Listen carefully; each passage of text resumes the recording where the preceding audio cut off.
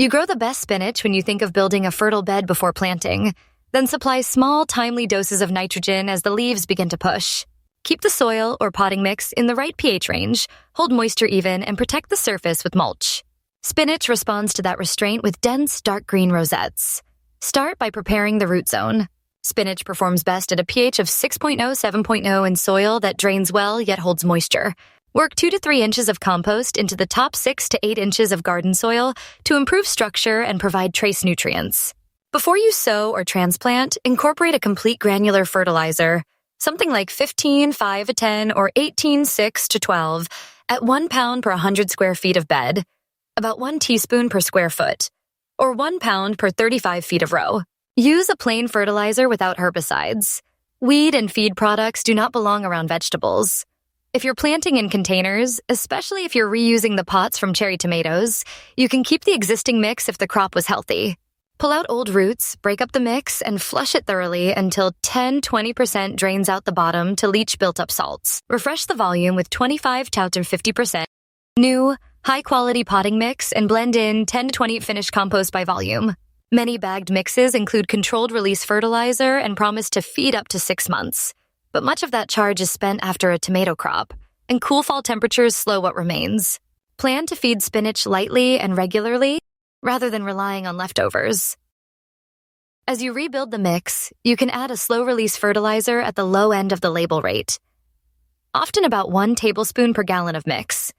If your potting soil is peat-heavy and a season old, 2 teaspoons of dolomitic lime per gallon can stabilize pH. Skip this if lime is already listed on the bag or your water runs alkaline. Worm castings at 1-2 tablespoons per gallon are a gentle organic supplement. Set spinach in motion during cool weather, fall, mild winters, or early spring. For direct seeding, you improve germination by soaking seed in water in the refrigerator for 24 or 48 hours. Sow a ½ inch deep at 8 to 10 seeds per foot of row, then thin to 4 to 6 inches apart once true leaves appear. If you use transplants, plant at the same spacing and water them in with a half-strength solution of a water-soluble fertilizer. For example, 20-20-20 or 24-10-8-16. This first dilute feeding helps roots establish without excess salts. Full sun is ideal, about 8 hours, though spinach tolerates 5 to 6 hours or light shade in warm climates.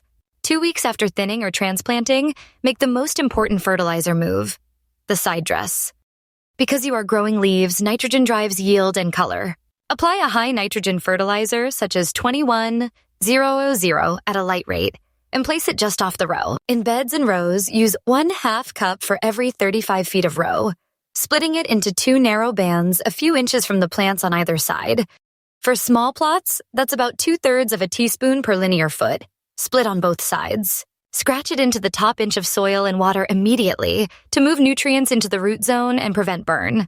In containers, keep granules away from the crowns and concentrate the dose near the outer edge.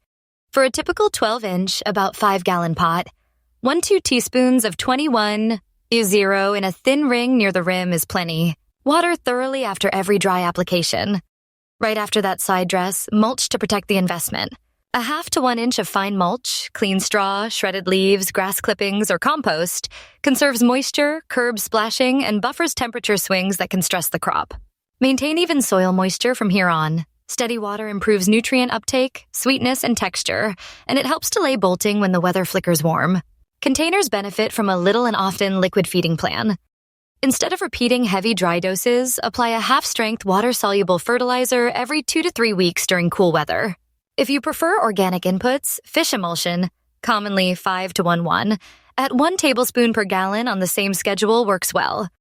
Pairing fish with kelp adds micronutrients. Fish products do have a strong, earthy marine odor that most people notice, but it typically dissipates outdoors within a few hours. Deodorized fish hydrolysate is available if smell is a concern. Whether you choose synthetic or organic, reduce frequency in low light, and judge success by leaf color and vigor rather than the calendar.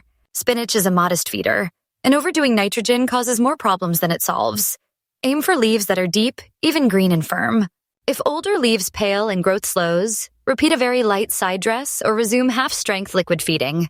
If growth turns overly lush and soft and aphids arrive, pause feeding, improve airflow, and let plants rebalance. In containers, prevent salt buildup by leaching with clear water once a month.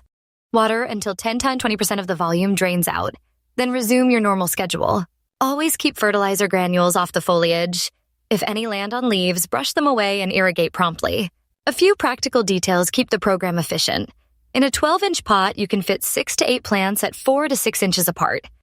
Window boxes also work if they are at least 8 inches deep. Keep drainage unobstructed. If a cold snap purples leaves, phosphorus uptake is temporarily slowed by low temperatures. Warmth usually corrects it without intervention. Avoid heavy, late feedings under short, cloudy days. They can elevate leaf nitrates and invite pests. Follow this cadence and the crop does the rest. You build a fertile base, you give a modest nitrogen nudge just as the leaves begin to fill, and you maintain even moisture under a thin mulch. In 7 to 10 weeks from seeding, often sooner from transplants, you're harvesting outer leaves regularly, and the plants respond by sending up more.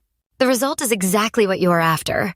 Crisp, sweet spinach whose clean flavor reflects a careful, restrained fertilizing hand.